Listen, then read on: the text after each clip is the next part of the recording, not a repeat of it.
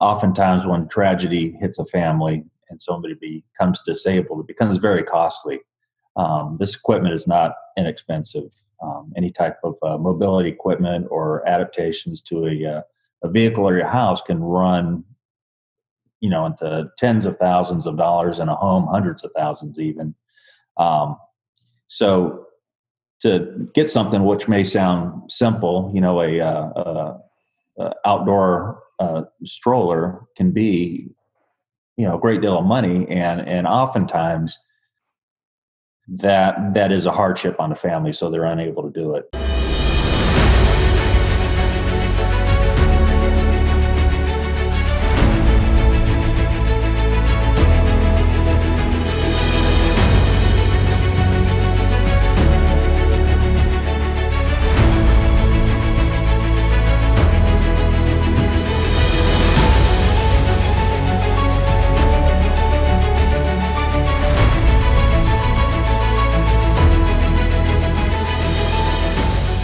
Hey there, welcome back to another episode of American Snippets. I'm your co-host, Barb Allen, and today I am sitting down with the founders of an incredible organization, the American Mobility Project. Its actual name is the Bountiful American Foundation, doing business as the American Mobility Project, if I am not mistaken.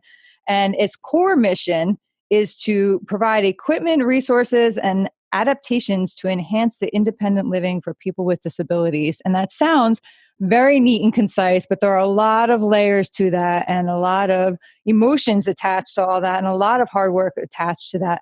Gary and Mary Linfoot are two incredible Americans who have worked together to serve our country in their own way. Gary is a veteran who was injured in his line of service, and this is how his whole life progressed to evolve into doing the work he is today. But I'm not going to get into that story. I'm going to ask them to share their story and all the incredible, amazing work they're doing today. Thank you both so much for taking the time to be here with us and share your story and your work with our community. Happy to be here. Yeah, thank you for having us. Yeah, it is excellent. I got to meet you both briefly at some various events that we both kind of attended. You guys were like the rock stars of the event, and I just sort of snuck my way into most of them. But I did get to see you there and hear a little bit of your story, in person. And I was blown away then, and I'm more blown away now the more I get to dig into it a little. Let's talk a little bit first, Gary, about your service. Okay. So I was a helicopter pilot in the Army. I was with the 160th Special Operations Aviation Regiment. And by May of 2008, I'd completed one combat rotation to Afghanistan, and I was on number 20 to Iraq when the helicopter I was in suffered a mechanical failure, and we ended up having a hard landing, or you could even call it a crash. I would probably call it a crash. Probably. Yeah. That's the word I would come to my mind. If you walk away, it's a hard landing. If you don't, it's a crash. So it was half and half with us. Is that what they say? I guess my kids have had a lot of hard landings then too in our cars. Yeah. All right. So 21 deployments. That's crazy. I was, a military spouse. I guess I always am technically, but just having the one deployment under our belts, I just know what a difficult life that can be on the other end. Mary, how is that? Let's go a little bit into being the spouse of somebody who is deployed and some of the challenges that you face, or maybe there were no challenges. Maybe it was just a piece of cake for you and you just did it all by yourself without even worrying about anything. What is that like to be a military spouse raising children while your husband is deployed all the time? It was very busy. And at first, it was very scary too. You wondered what was going to happen, what it was going to be like. And if he would come home and, some of his friends didn't come home. And so then, it was just hard, but you just kept going on. You tried to make things as normal as possible for the kids when he was gone. And with the way Gary's deployments were, he was home and gone about equal amount of time. So he was in and out of our lives so often. At first we would have a big fanfare, make a big sign, Dad was home. And then I thought, we should have just put this on a blind and hung it on the front porch. We could just open and lower it. Welcome home, Dad. So it did get pretty routine. And, there'd be times that he would come home and we would all be at the ball field. because it was so often, and I had to keep the normalcy with the kids. So it was hard. I think I'm learning it was harder on the kids than they showed at the time, from things that they say in adulthood and about how it was for them. So kids are resilient, as you know, and they help us as moms as we go along the way. When, I always thought Gary would come home or he wouldn't. I didn't. The whole thing of becoming home severely injured did not really come into my mind.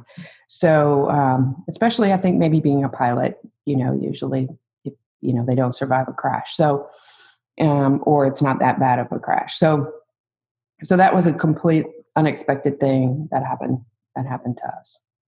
Yeah. I would say so. How did you find out what had happened? Well, I'd been at the ball field with my daughter all day, and it was 9:00 at night. I was walking through the front door.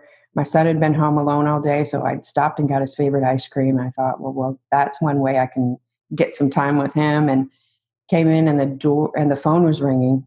It was the house phone back then, and picked it up, and he said, it was Gary, and he said, has anybody from the unit contacted you? And immediately my heart sunk because I thought, oh, something really bad happened to somebody. And he told me that he broke his back, and I was sad because I thought, wow, this guy's going to have a sore back the rest of his life. And then he told me he couldn't move his legs. And I really, that registered. I knew what it meant, but I also put that in the back of my mind, like, oh, wow, this is going to take a long time to get over. It's not going to be quick and easy. But, he's this big bad night stalker. He's going to, this is going to be fine. We'll get through it. And thought it would be okay. I did have the presence of mind to have him talk to our two kids that were home, just so that they could hear their dad's voice and realize that he, as a person, was okay. And when we hung up, my son, who was 14 at the time, our son, just looked at me in my eyes and said, Mom, this means he never has to go back, right? So that's what was important, is his dad would be coming home for forever.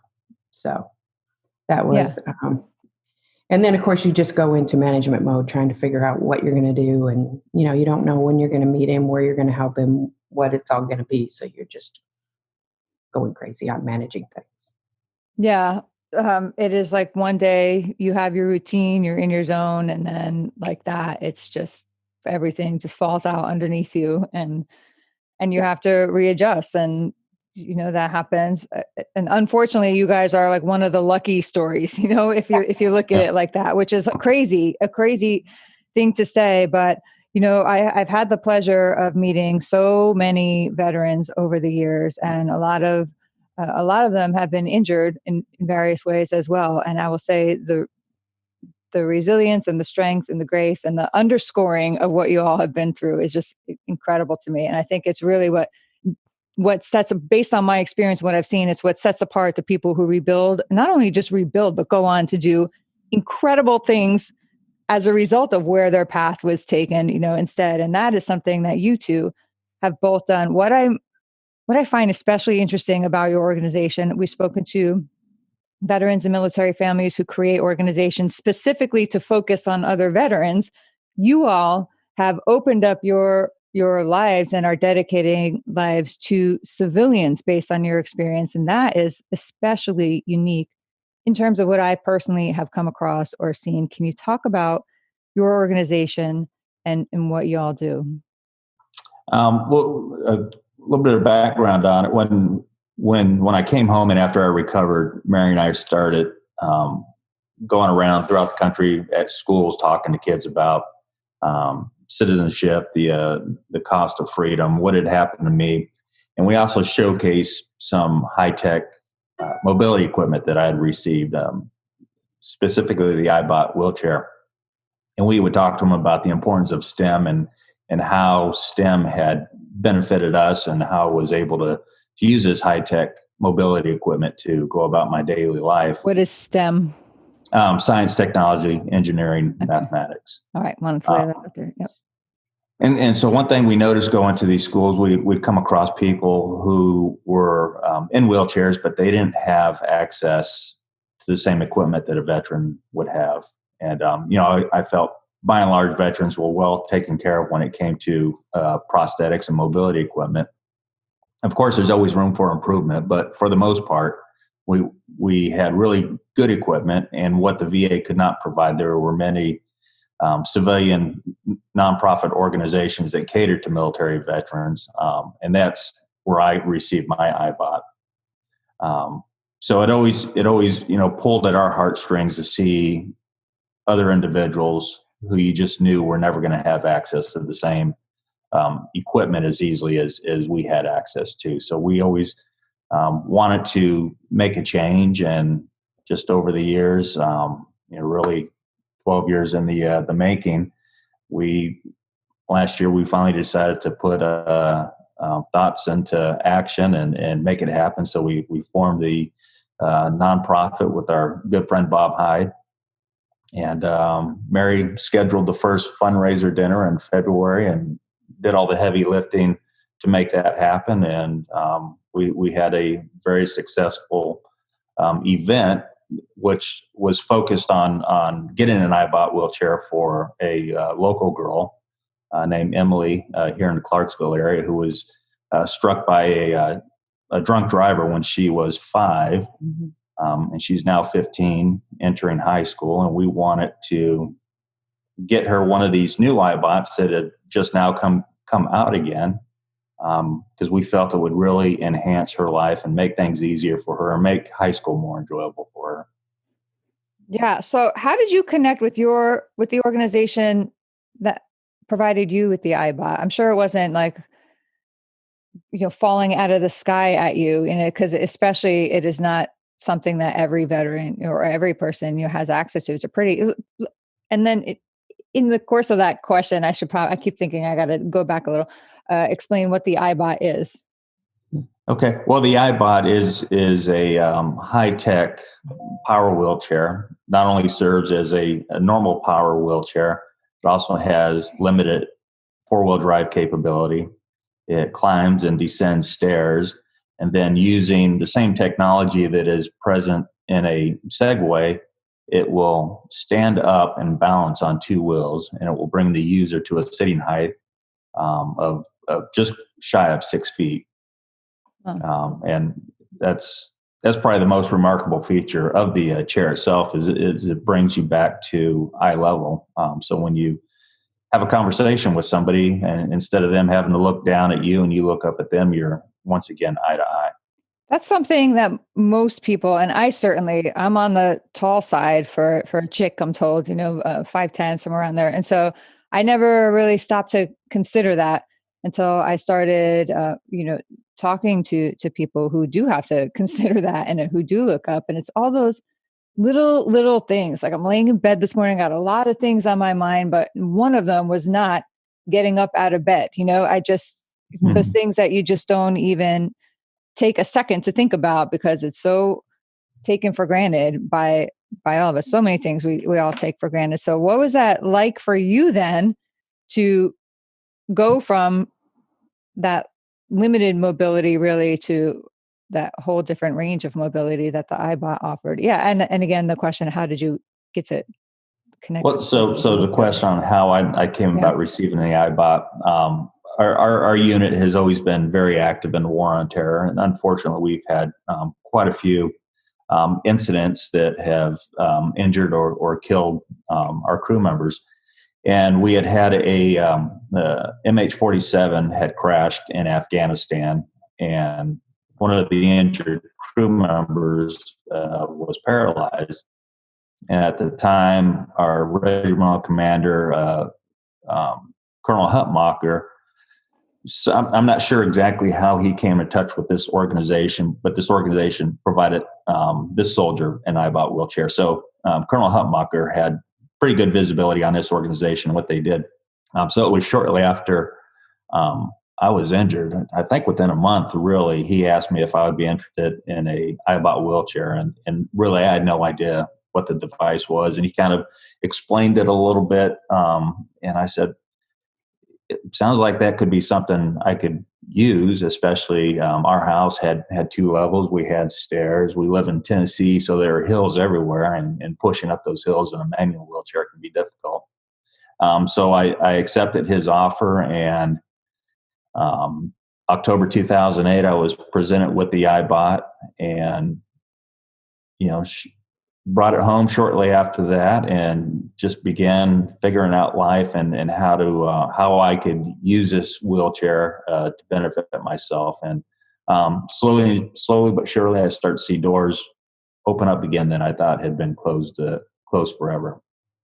Not only gaining accessibility in a world that's not as accessible as you think it is, but I was able to get all the goodies that she would hide on the top shelf in the kitchen. That doesn't work anymore.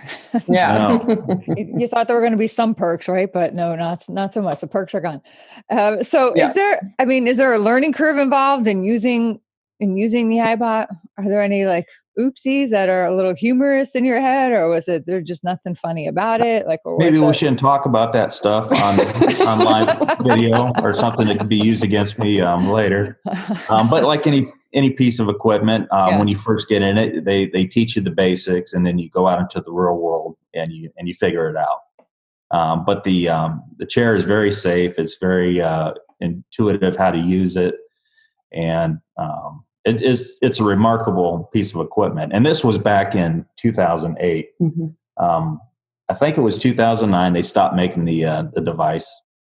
Johnson & Johnson had the rights to the company. They just weren't able to make a profit to keep a good business model going with the chair. So they had to cease making the chair, and that really upset a lot of people who were users of the iBot, because they knew what it meant to them, and so suddenly they're like, well, what are we going to do when it breaks, or how do I get a new one? So that door suddenly shut.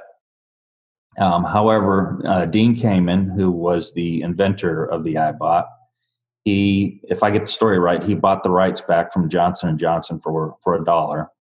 So he had the rights to produce and manufacture the iBot at some other time. And so what they did over a 10-year period is they went in with modern technology, redesigned it, shed about 85 pounds off the device, and went from being black and gray to it's just all black. And so it looks cool. It has modern digital and LED technology in it, lithium-ion batteries, and it's just a much better product now than it was when it was first invented in 2001. We've made a huge leap in technology since then, and it's all packaged right there in this new iBot that has come out. So what did people do in those 10 years? What did you do if you had an issue with your iBot, if it broke or needed repairs?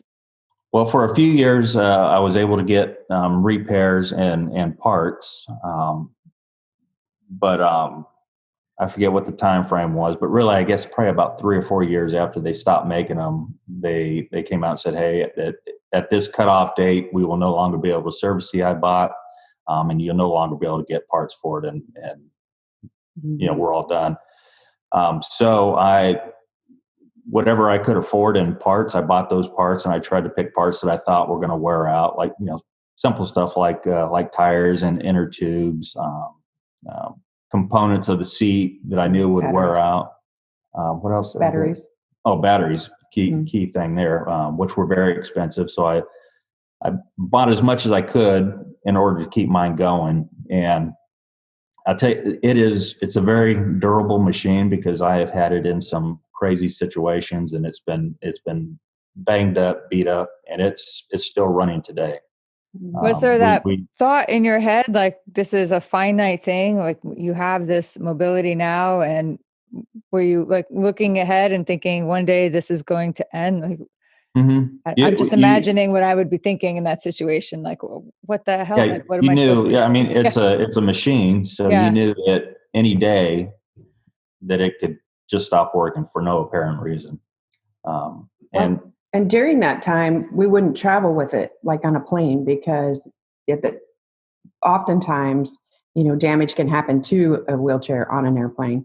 And then you let it go and you're trusting someone to lift it and put it in a small spot. So, we really did miss out on a lot of opportunities. We went to Hawaii and, we couldn't take it, and we would have had so much more opportunity there had we been able to take it. We couldn't take it to the beach anymore because you just didn't want to risk losing all of it, on a trip. And Gary uses the iBot every day, but he used it in our old neighborhood to walk the dog. And it was the only way to walk the dog was in the iBot. And it's like just that simple act you just did not want to lose. So. Yeah, that's a major perspective adjuster right there, I think. Yeah. Yeah. But, all along there were individuals and organizations that were, immediately went to work on trying to get the iBot reintroduced. And so I know I went to Washington, D.C. with a couple of the folks, and we were able to testify in front of the FDA on the importance of the iBot and in an attempt to get it reclassified from the medical classification that it had to what it has now. And so, what is that difference? I'm probably going to get these wrong, but I think a class 1 medical device is the same as a pacemaker, and that's what the iBot was classified as. So anytime they made even just a slight change to it, they had to go through the entire recertification process again, which my understanding cost millions of dollars. So when they got it changed to a class 2 or 3, whatever it is now, it became just like any other wheelchair, so they can make changes and continue to develop it, and it would be, it wouldn't cost as much, really. And it's more customizable for the size of the person, and you can have different seat backs now, which was more comfortable for sitting for your body and your injury. So, so that's been a big improvement on the chair. Yeah, the old one was it was built for the masses, so it was really one size fits nobody. You just made it work. But now the seat itself is it's fully modular and customizable to the individual user. Awesome.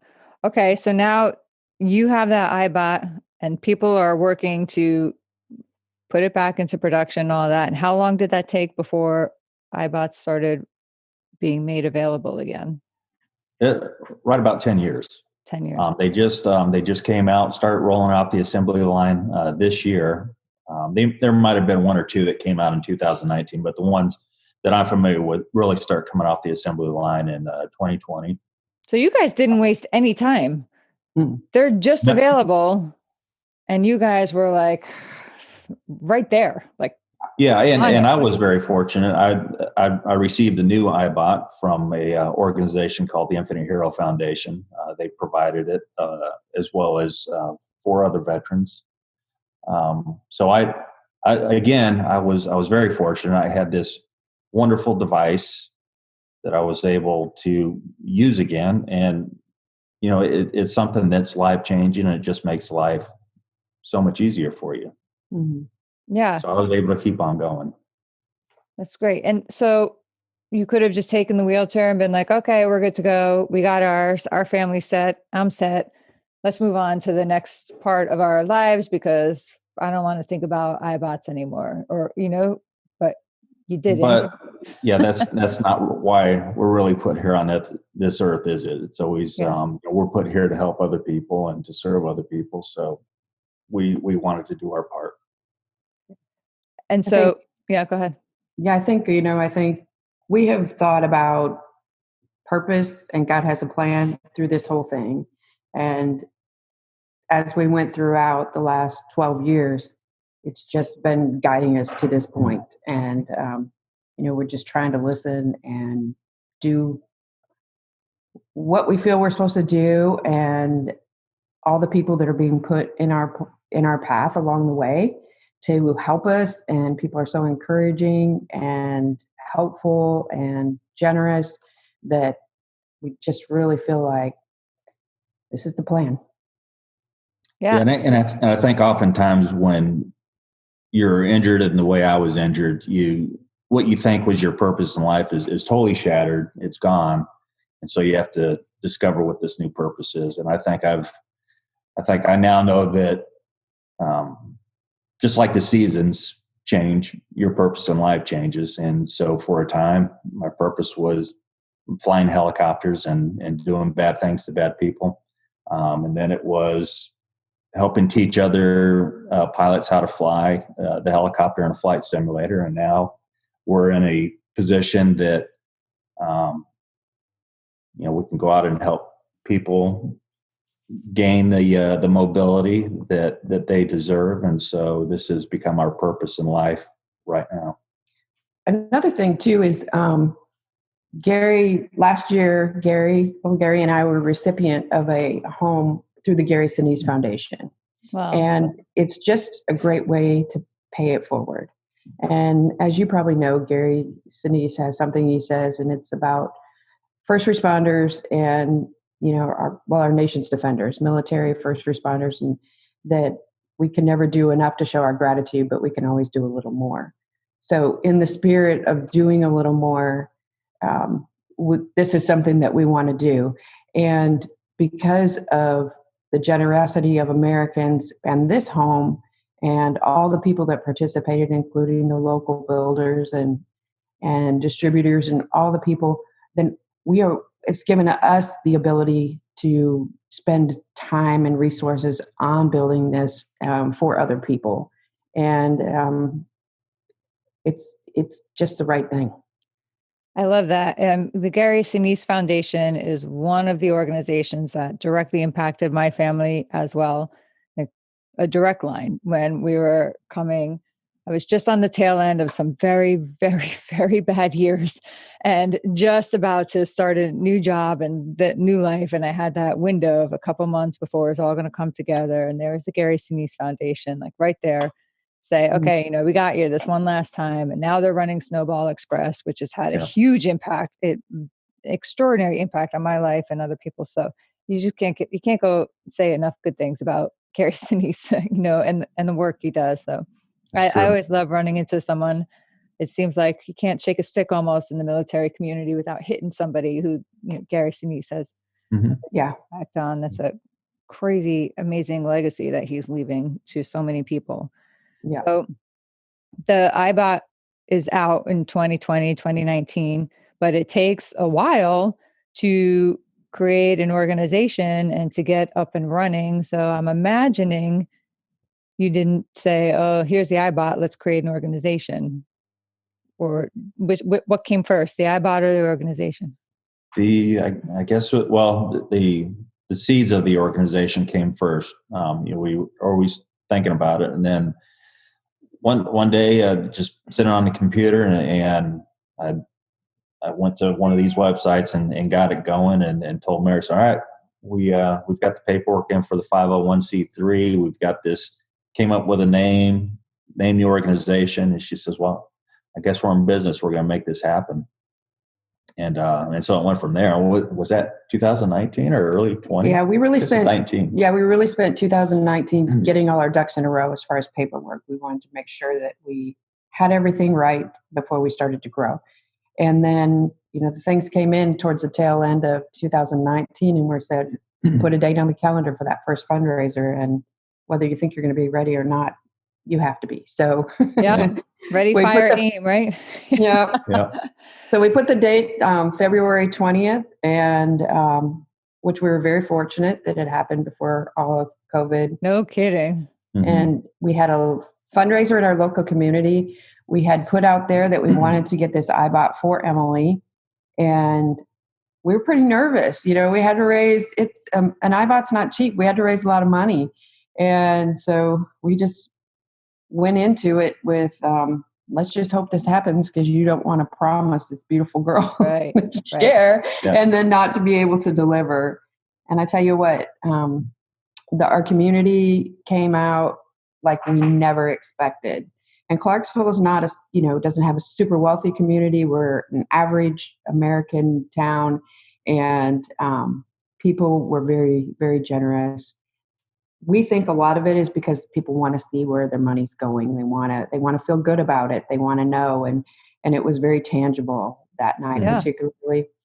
I thought Thursday night people are going to want to race out there, get home. People hung around. They were so happy to be there and be a part of it. And offered help, and we exceeded our goal 3 times. Yeah. Wow.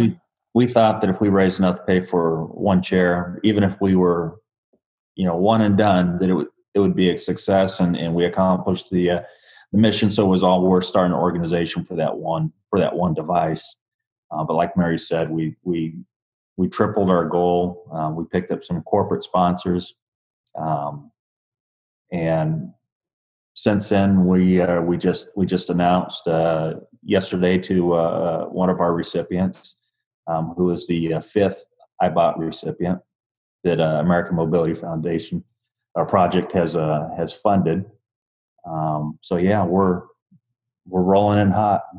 And we don't only just do iBots. We do the iBot's kind of been the signature because we feel like it's the most technological advance for like a paraplegic or some quadriplegics.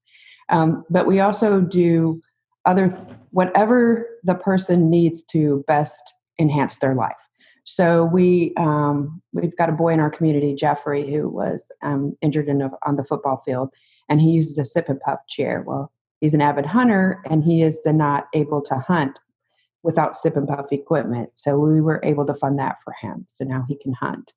And we also announced yesterday to a family, placed the order for their daughter, Meg. She has a genetic disorder, and she can barely walk. She, maybe through the grocery store and that. So she's 15 years old, and her mom pushes her in one of like the wheelchair strollers. But the insurance because she has a little bit of walking ability, the insurance company wouldn't give her a very good one, just for inside basically. And her family's very outdoorsy, and they like to go to the beach, and they like to go to the mountains, and they like to go in snow. They like to go in the trails in our community. And so we were able to get her an all-terrain wheelchair stroller and basically change that family's ability to go places and do things outdoors. So she was so thrilled. Her mom was so thrilled. And so we're able to make a difference in different kinds of ways. So it's not just focus on the iBot. Yeah, and I think we should also mention that oftentimes when tragedy hits a family and somebody becomes disabled, it becomes very costly. This equipment is not inexpensive. Any type of mobility equipment or adaptations to a vehicle or your house can run, into tens of thousands of dollars, in a home, hundreds of thousands even. So to get something which may sound simple, a outdoor stroller can be, a great deal of money, and oftentimes that is a hardship on the family, so they're unable to do it. Yeah, absolutely. So our even a goal ramp is into the house or something like that. Exactly. It's just who has, and often when an accident, tragedy happens, everybody stops work, you're sucked back, things pile up. And so now you're playing catch up. Maybe you were already playing catch up before the tragedy happens, right? Or the incident happens. And then things just pile up and pile up and pile up. And now how are you supposed to have extra money to do something simple like put a ramp in so somebody can get in and out of their home? Right. It's just, you guys must be just making such an enormous impact in the lives that you are touching. I'm gonna guess it feels pretty good to be able to, not like in a selfish gloating way, but very warm.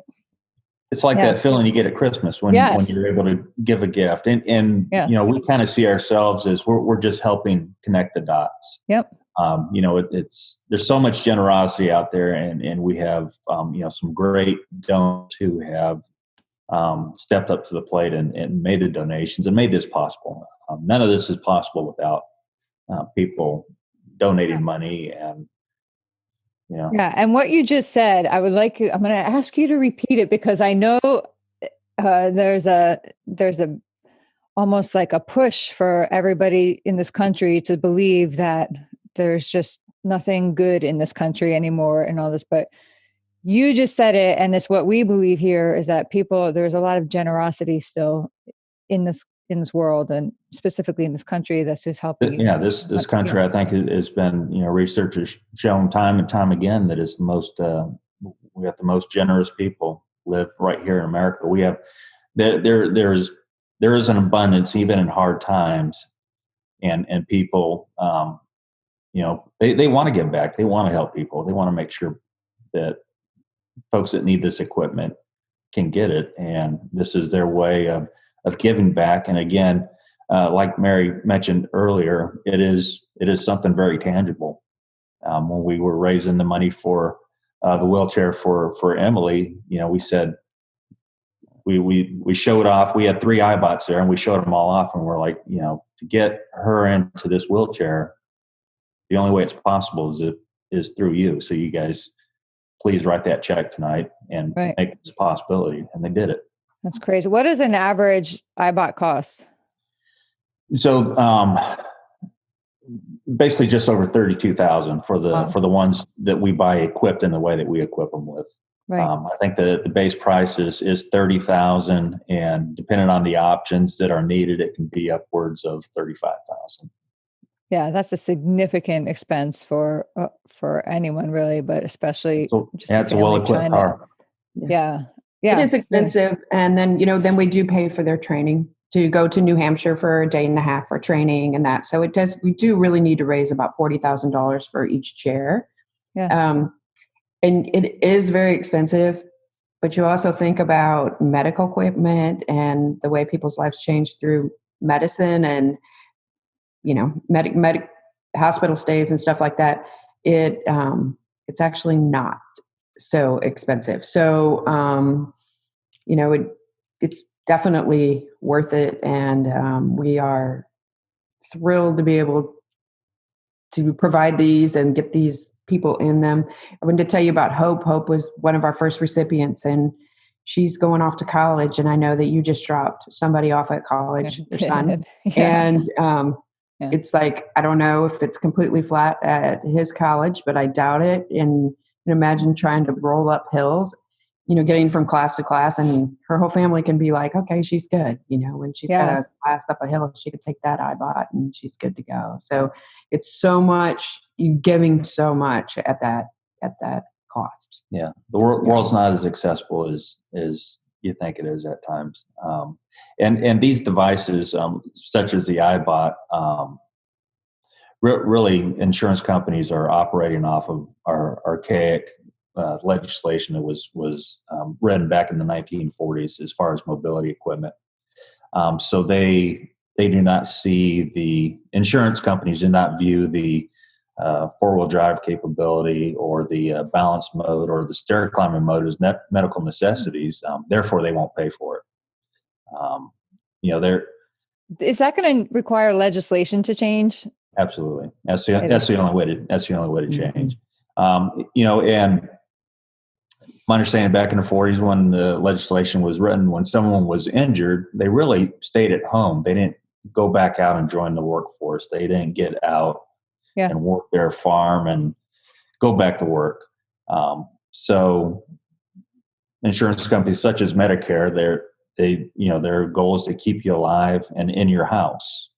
Right. And, not get you back out. So that is the challenge right now.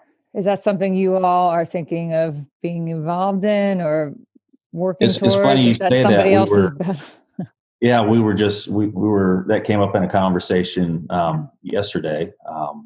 Maybe that becomes part of our mission, is to make change in legislation and help make these devices more accessible to people.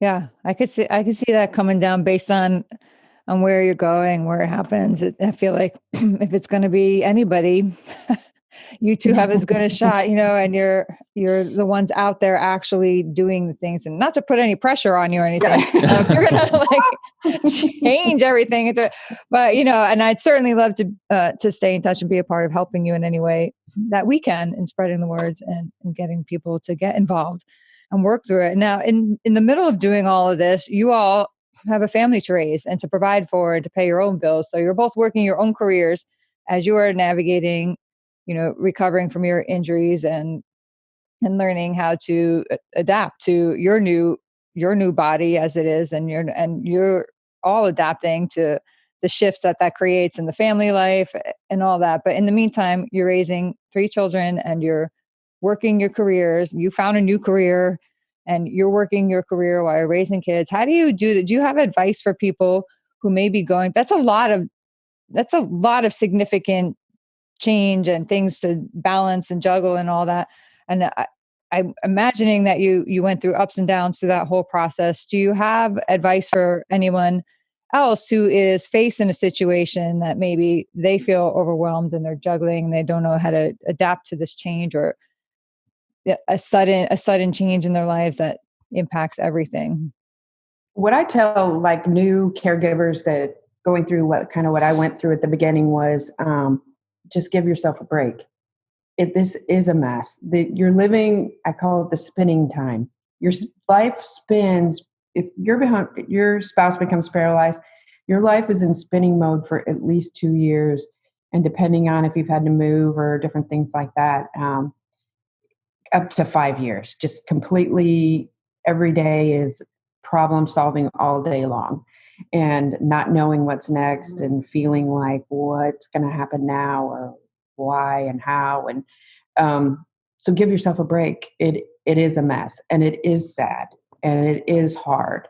So don't feel bad that it is sad and hard and you're not conquering it all, because carrying guilt about that is just adding one more thing. So that's one thing I suggest. And I was a realtor when Gary got hurt, and I carried on that career for, up until last year when I retired my license. And it just kind of became too much of, I'm working on my own problems here and solving that I don't really need to worry about a $40 repair on a hose, So, and with this house and moving forward, I think, that was something that was just like a no-brainer for me. And that's what worked for me. But I think the biggest thing is give yourself a break, and everything's not going to be perfect around the house and those things that you would normally like to be perfect. Yes. Hugely important. And for me, I think you focus on the little victories. Admiral McRaven said that if you want to change the world, start by making your bed. That one small accomplishment, that one little victory. Focus on that, and those little victories become bigger and bigger. And just keep moving forward.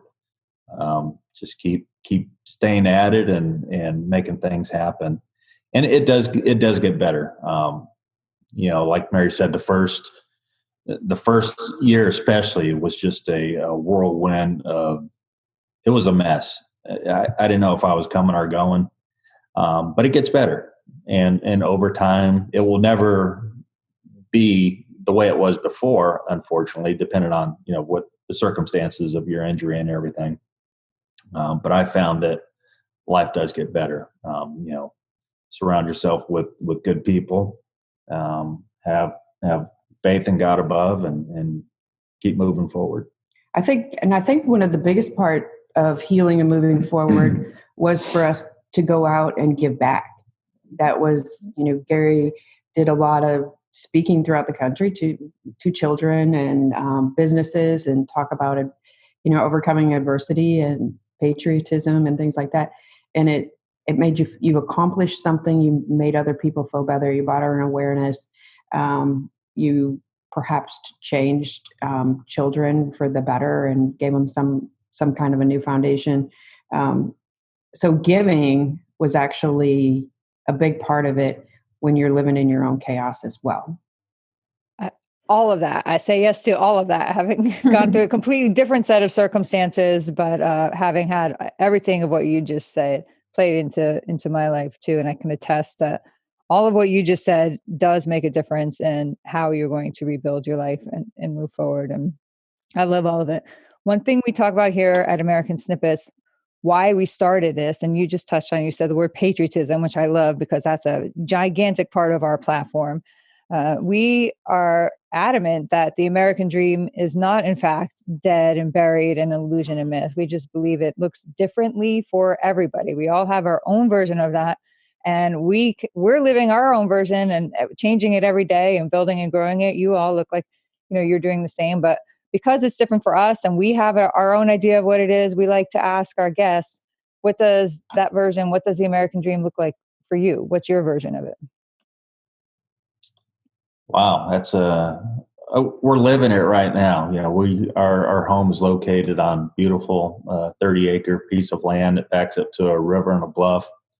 We have cattle, so it's just this peaceful life that we enjoy right now.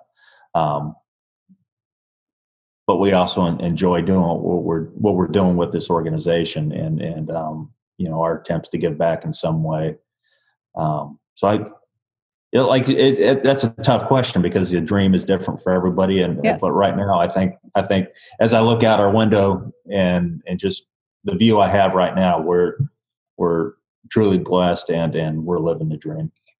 Well, I think too is a couple of weeks ago, I went with the girls when they got to get in the iBot and for the first time, and the smile on their faces. Emily was 5 when she was hurt, so she's never been an adult tall, and then she get to be all tall and Wow, that's crazy. I had goosebumps 50 times in those 2 days, literal. And that's living the American dream, be able to help other people's dreams come true. Yesterday, we had a lady over and we got to tell her she was going to be the 5th iBot recipient from American Mobility Project. And she came through the front door and she said, "This is the first time in 8 years I've been able to go into somebody's house without somebody carrying me in."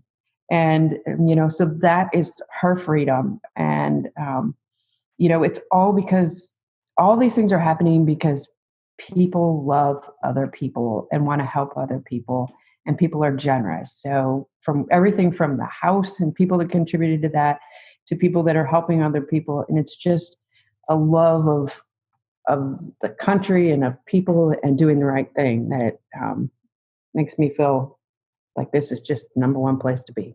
Yeah. Awesome. Yeah. Even in tough times, the American dream is alive and well in this country. Mm-hmm. Don't let anybody tell you different. Thank you. I love that because it really is what prompted us to go down this whole path that we're going down, and that's evolved into another path we're about to start. So yeah, we believe that so strongly, and everybody we speak to and feature does the same. So we can't all be wrong, right? Because right. Maybe we could, but I'll take this kind of wrong. Listen, if people want to follow up with you all, learn more about your organization, get involved, donate, get behind you, share, spread the word, whatever it may be, how can they go about doing that? Go ahead. Okay. Our website is americanmobilityproject.org. And you can also follow us on Facebook at American Mobility Project. And we can be contacted through both of those. And we do follow up on both places on that. So, and keep watching because we got some more people to announce that are really great Americans that you can meet there and their stories of overcoming and all that good stuff. So it's a pretty exciting time right now.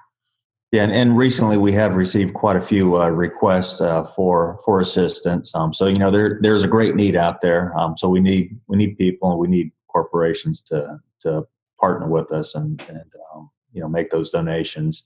We're still new and we're developing, but we've just recently come up with an application process, and we got to figure out how we're going to put that online. But soon people will be able to fill out a small application, at least get in the queue for assistance if we are able to help them.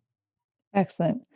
Thank you guys both so much again for your service and for all you do and for really taking the time. I know time is valuable, and we appreciate you taking yours to share it with us. And we can't wait to follow up and see all you're doing. Again, if there's anything we can do to be of support and getting the word out. We have some things coming down our pike too that we may be able to overlap and send your way to the best of our ability. But we just love everything that you're doing, and thank you so much. Thank you. Thanks for having us. Thank you.